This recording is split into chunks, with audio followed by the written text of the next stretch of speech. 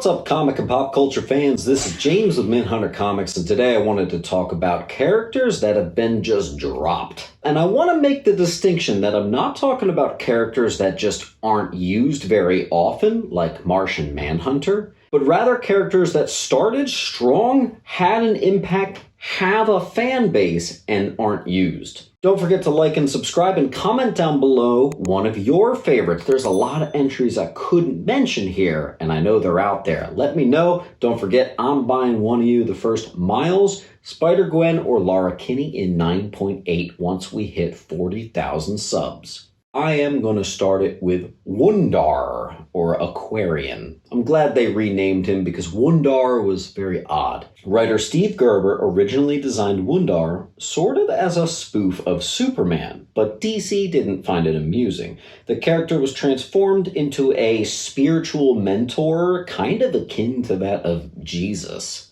after coming into contact with the Cosmic Cube. So essentially, he's Marvel's Superman Jesus. Often depicted as a spiritual leader, makes it kind of challenging to incorporate into stories, and the closest he's come to a comeback since he willingly went into hibernation was when he made a cameo at Thing's bachelor party.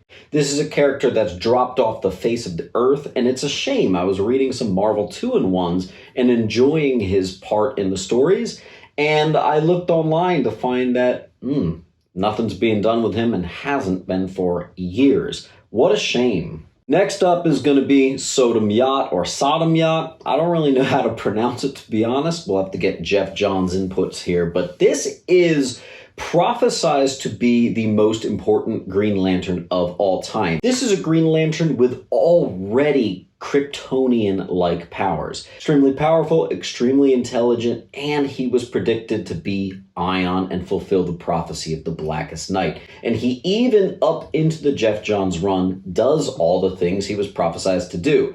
What happened? Simon Baz happened. They were newer characters that just seemed a bit more fresh, and they sort of took his spot, and he just hasn't been in comics since. And to be quite honest with you, it seems like a massive oversight in DC Comics. I know a lot of DC fans agree with me on this one. Next up is going to be US-1 or US Archer 1.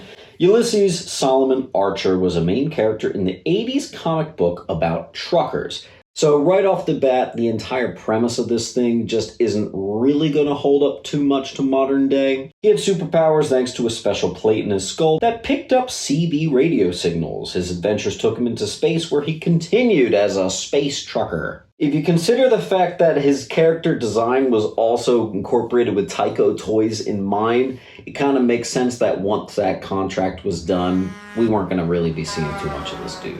Next is going to be Simon Dark. Just like Ragman and other Gotham characters, this is a DC canonized character that lives out of Gotham City, and he's sort of a Frankenstein, urban legend, monster, Gotham street fighter type of guy, but it's a very rated R comic. He kills with piano wire, and he's just a dark dude. But the thing is, it was an award-winning series and is revered with quite a cult-like following. He literally first appeared in this series, it ran for a couple years and was canceled due to sales, and he has never made another appearance. Not even a silly little cameo. It actually seems that this character has been completely forgotten. Not even a New 52 revival, nothing in Rebirth. Are we ever going to see this dude again? I don't know. Come on, man. Let's see DC's version of the Crow make a comeback. Next is going to be Gravity, and this is going to start a sequence of teenage-based heroes that I feel were really good and just fell off. Kind of reminds me of Marvel's Invincible, and the art even reminds me of it too. It's a fun story of a new character who moves to New York to try to make it there as a hero, because as we all know, everything in Marvel happens in New York City. It's a little bit tropey for your typical teenage comic book superhero thing, but it had some really good characters and a really good villain named Black Death. He was killed off, resurrected, became protector of the universe, and did a lot of things that you would expect to see out of a long-lasting legacy character, but in his short little time. People dug him, and yet outside of tiny little cameos, he has not been in a substantial story ever since. and it's weird.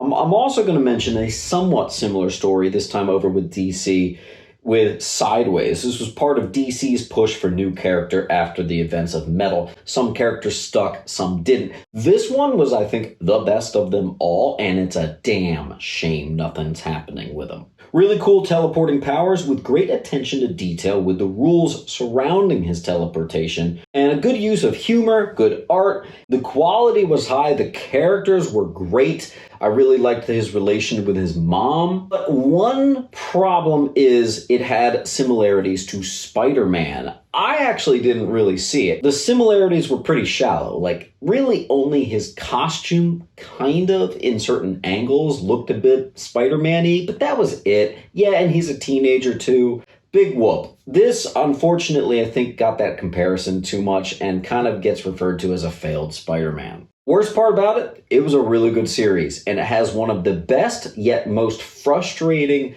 cliffhangers I've read in the last 10, 15 years. I don't think there's any plans in addressing it yet, so I guess we'll just see. Next is going to be Deathcry. Super cool Shi'ar, possible descendant of Deathbird. This is a cool character that epitomized the 90s look. This is a character that got a lot of page time and was heavily pushed in the 90s. She even had a couple memorable arcs in which she was in love with Vision and Hercules. Killed in Annihilation Conquest, brought back in Chaos War only to be killed again, this character's been mishandled for the last 20 years or so, and part of the problem is I saw an article that said that she's too 90s. Dude, whatever. Gotta let that go. Who cares if people look a little bit 90s? I'm down for it. The 90s was fun. Let's stop being pointy-bearded hipsters about this. That was a great character, and it's actually ridiculous that it's been 14 years since she's even made a cameo in a comic book. And she's an honorary Avenger. Not ever supposed to have been forgotten, and yet here we are.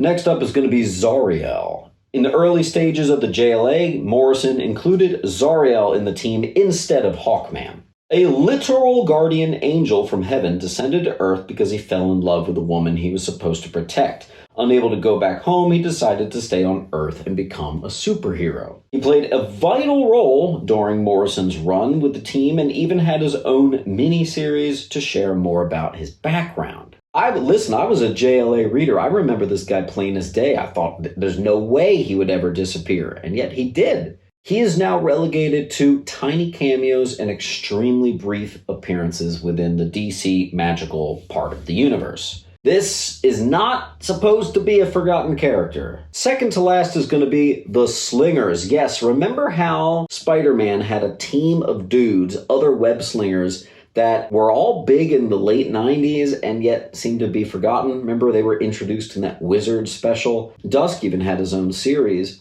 This was a great team, a lot of fun, especially being a 90s comic book reader. I remember it well. It certainly didn't seem like a bunch of characters that would have been dropped at the time. I thought it would have been an ace in the hole, and especially with as much Spider-Verse stuff, multiple Spider-Men and Spider-Teams. Where is Slingers, man? I even thought I heard some rumblings that it could make its way into some TV adaptation, but I think that's not actually happening. Another one that's pretty odd. Our final entry on the list is for a good reason, and that would be Marvel Captain Marvel. With Jim Starlin's iconic Death of Captain Marvel, it was just so iconic that he placed his seat upon the characters that should stay dead right there with Uncle Ben, and for the most part, as far as I'm concerned, I think that's been pretty much respected. He died very famously of cancer, and it was an iconic, unfortunate, tragic moment in comics that really changed the game and really pioneered that bronze push for darker storylines. The good guys and bad guys grieved his loss, so this is something that echoes to this day in comic book writing, and out of respect, we don't see this character again, and it's a good thing. And this was a big deal character at the time, an A-lister. Can you guys write down below one character or team that you missed terribly? Maybe 10 years, maybe 20, maybe 30, maybe 70 years they haven't been around. Let me know, and as always, keep on hunting. Make sure to come on down to Sentiment Depot's Antiques and Collectibles, located at 238 West Delaware Ave in Pennington, New Jersey. Find so many great books for just $1 and the lowest prices on key comics around. Enjoy a huge selection of graded comics priced up to 20% lower than current fair market value. We are open from Wednesday to Sunday, closed Monday, Tuesday. You got a collection you want to sell? Bring that too. Can't wait to see you there.